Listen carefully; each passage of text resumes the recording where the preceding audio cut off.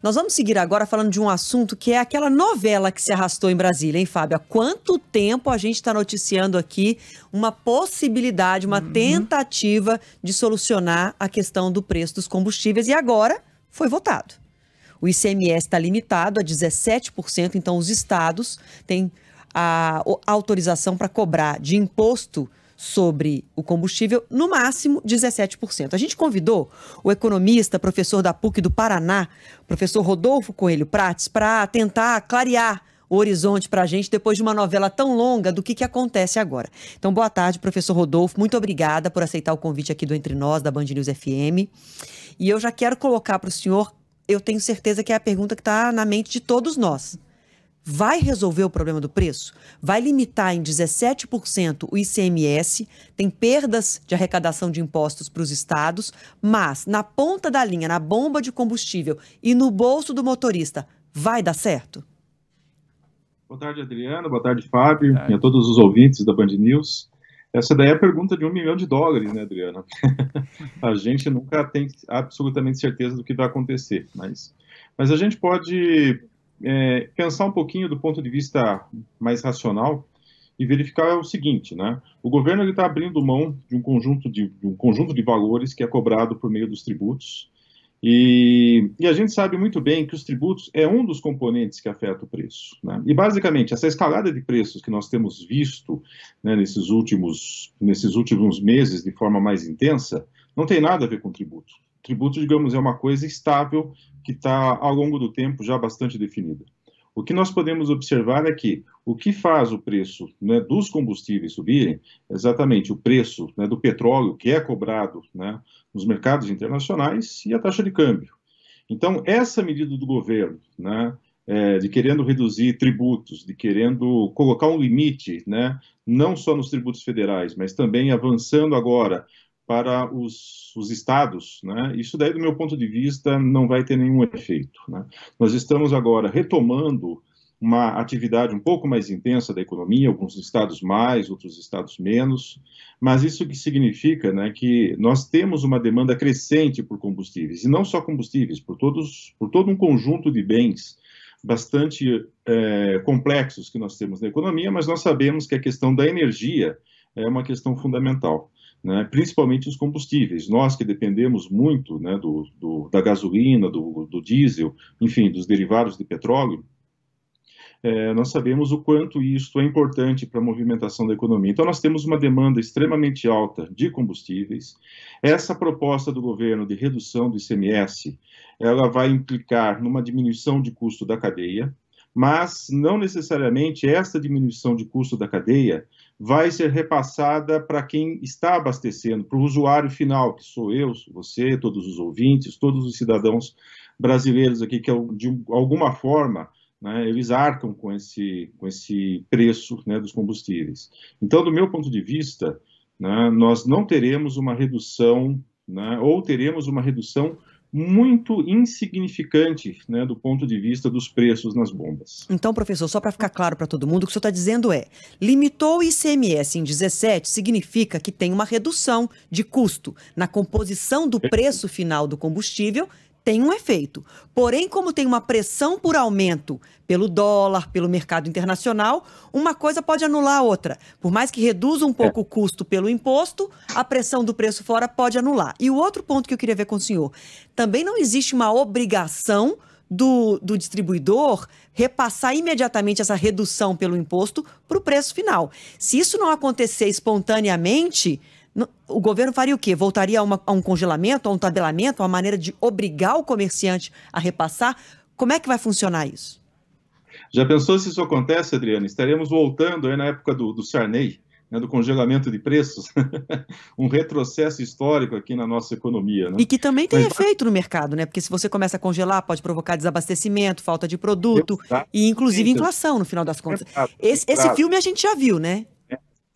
Nós já conhecemos e sabemos dos resultados. É mais traumático você controlar preços do que, né, desenvolver outros mecanismos. Então, basicamente, né, a gente sabe muito bem que por conta dessa demanda alta que nós estamos tendo, né, basicamente não há nenhuma perspectiva de redução de preços.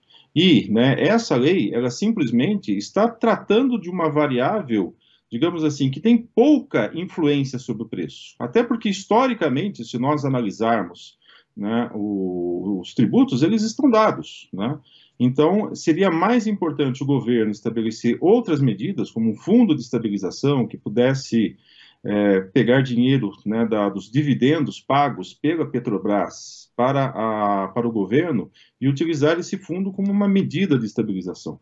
Poderíamos pensar também em algumas outras soluções, né? Se nós analisarmos o lucro da Petrobras, né, nesse último ano, foi um lucro, assim, historicamente muito alto, muito mais alto, basicamente 3 vezes, quase 3 vezes mais alto, né, do que o ano anterior, né, o ano de 2019, antes da pandemia. Estamos falando, comparando o lucro de 2021 com 2019. Esse ano aqui, né, projeta-se, né, algo semelhante ou até maior.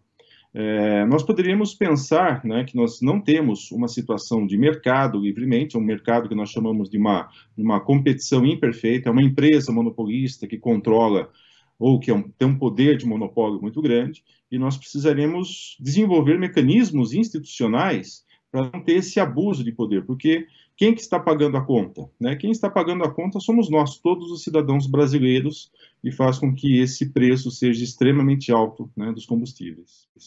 A gente conversa aqui na Band News FM com o professor de Economia da PUC do Paraná, Rodolfo Coelho Prates. Professor, queria falar agora de possíveis consequências a médio e a longo prazos, sobretudo para os estados, né? O senhor disse ainda há pouco, o tributo é estável, já é definido ao longo do tempo, e obviamente os estados contam com esse dinheiro para tomar diversas ações de governo. Embora o governo federal tenha dito que vai cobrir possíveis perdas, quando essas perdas passarem de 5% na arrecadação dos estados, a gente não sabe ao certo como isso vai acontecer. A médio e a longo prazos, a gente corre o risco de observar uma desordem fiscal nos estados? Eu acho que tem possibilidade, Fábio. É uma ótima pergunta essa também.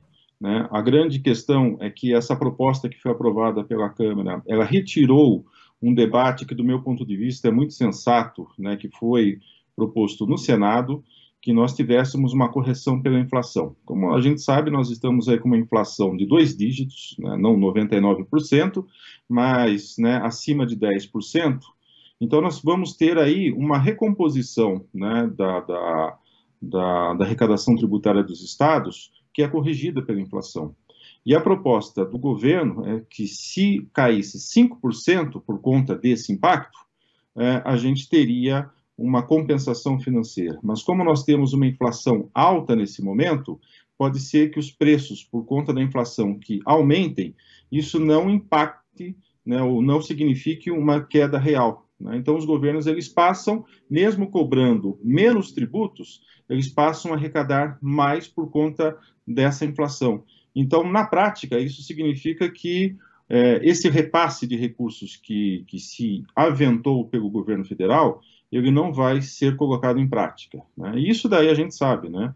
O ICMS, ele é um tributo dos governos estaduais, entra direto, né, para os cofres estaduais, e é uma fonte muito importante, né, para todo o conjunto de gastos realizados por nossos entes federativos. Né? Então, supondo esta possibilidade de redução de ganhos ou de arrecadação dos governos estaduais, sim, né, não sei como os estados irão pensar ou planejar fazer isso daí, mas a gente sabe que eles passarão a ter um orçamento um pouco menor para a gestão, né, das suas demandas para cada um dos estados. E é claro, professor, que todos nós, contribuintes, que pagamos muitos impostos no Brasil, em geral, a nossa reação, quando a gente escuta, vai baixar o ICMS, a reação é positiva, de apoiar a redução de imposto. Mas a gente não pode deixar de fazer a reflexão que o Estado paga professor, paga policial, paga médico, paga todos os serviços, que se tem esse desequilíbrio que o Fábio citou, e se tem esse desacordo entre estados e governo federal de não reajustar os repasses, as compensações, pode cair na nossa conta de novo, se o serviço público deixar de ser pago e prestado como a população em geral precisa, porque a gente já sabe que tem deficiências na prestação de serviço público,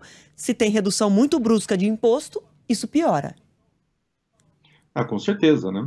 nós sabemos muito bem que esse dinheiro que nós pagamos, né, aos nossos governantes, né, independente de ser no nível municipal, no nível estadual, no nível federal, em suma, ele deve ser revertido pela prestação de serviços.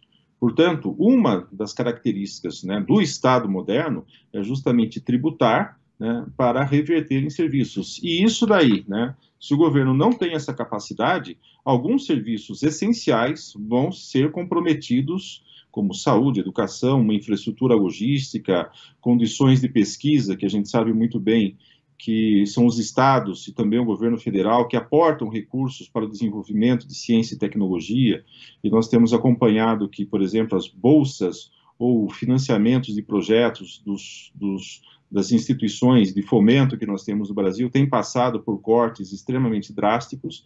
Então, isso daí pode ser uma das consequências, né, por meio dessa falta de recursos financeiros que os estados vão se defrontar a partir desse momento.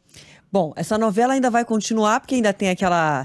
Bom, não sei nem se a gente pode chamar de proposta, mas a ideia de zerar ICMS para diesel e também para o gás de cozinha, a gente vai continuar de olho nesse assunto em Brasília. Muito obrigada, professor Rodolfo Coelho Prates, da PUC do Paraná, por ajudar a gente a entender o momento em que estamos, sabendo que ainda teremos muitas cenas, muitos próximos capítulos, né? E eu falei ontem aqui, guarde o valor do preço do combustível que você está pagando hoje, agora.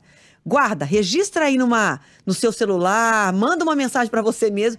Vamos ver daqui 15, daqui 30 dias, daqui 2 meses, se alguma coisa vai ter acontecido e se a gente vai ter conseguido, de fato, reduzir o preço, que é o que todo mundo deseja. Obrigada demais, viu, professor? Eu que agradeço, né? E só lembrando mais um minutinho, né? Como você mencionou anteriormente nas passagens aéreas, né? A diminuição da obrigação do transporte de bagagem não necessariamente diminuiu o preço do ticket, né? Então a gente pode estar vendo uma nova roupagem, mas do mesmo processo. É isso. Obrigada demais, professor. Bom feriado. Igualmente. Tchau, tchau. Obrigado.